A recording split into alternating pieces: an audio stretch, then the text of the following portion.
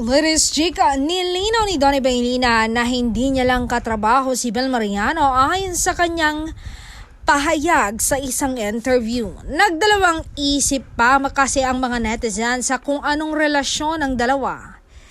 Hindi nila nakikita na sobrang sweet at gentleman ni Donnie pagdating kay Bel. Mati ni Idol clarified that GF niya na ang aktres na si Bel Mariano. Let me make it clear that kami ni Bel ay magjowa na. Matagal na po at magiging asawa ko siya soon.